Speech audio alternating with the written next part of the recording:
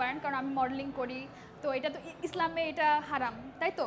আমি যে পোশাক পরে আছি ইসলামে এটা হারাম, আমি চুল দেখাচ্ছি ইসলামে এটা হারাম। তো এটার পর হচ্ছে LGBTQ+ মডেলস, বিভিন্ন ধরনের মডেল।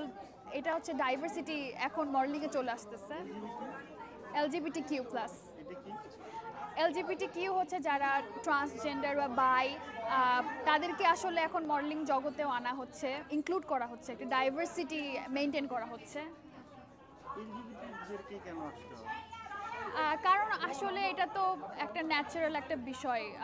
একজন মানুষ ট্রান্স হলে তো এটা আমাদের, এটা ন্যাচারাল, এটা this is who she is, this is who he is.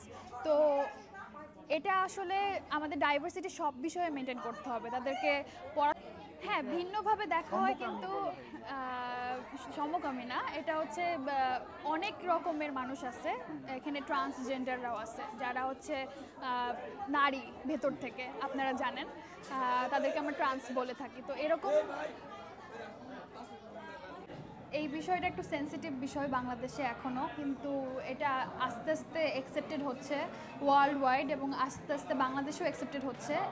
LGBTQর মধ্যে অনেক ধরনের মানুষ আছে, অনেক ধরনের নন বাইনারি, সেটা ট্রান্স আছে, বাই আছে, অনেকেই আছে LGBTQ কমিউনিটির মধ্যে, এবং এটা কিন্তু আস্তে আস্তে বাংলাদেশে অ্যাকসেপ্টেড হচ্ছে, এবং মডেলিং জগতেও এটা আস্তে আস্তে অ্যাকসেপ্টেড হচ্ছে। অনেক যেমন অনেক ট্রান্স ডিজাইনার আছে মডেলিং জগতে, অনেক ট্রান্স মডেলসও আছে, তো তারা ওয়েলকামড। আর এটা ডাইভার্সিটিকে প্রমোট করে, এবং আমাদেরকে আসলে ডাইভার্সিটি প্রমোট করতে হবে, কারণ আমরা সবাই ডিফারেন্ট, আমাদের সবার বডি সাইজ ডিফারেন্ট, আমাদের সবার আইডেন্টিটি ডিফারেন্ট, আমরা সবাই ইউনিক। এই যে বাংলাদেশে তো এখন এটা হচ্ছে যার যার পার্সোনাল বিষয়। আমি তো কাউকে যে কারোর অপিনিয়ন আমি চেঞ্জ করতে পারবো না। আপনি যেটা যাকে নিয়ে ভাবেন, আপনি হয়তো আমাকেও খারাপ ভাবতে পারেন কারণ আমি মডেলিং করি। তো এটা তো ইসলামে এটা হারাম, তাই তো?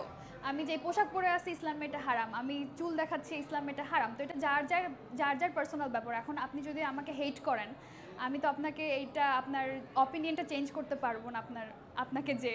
তো যার যার যেটা অপিনিয়ন সেটা আই থিঙ্ক যে আস্তে আস্তে চেঞ্জ আসবে, আর না আসলেও আমার দেখার বিষয় না, যার যার পার্সোনাল ব্যাপার।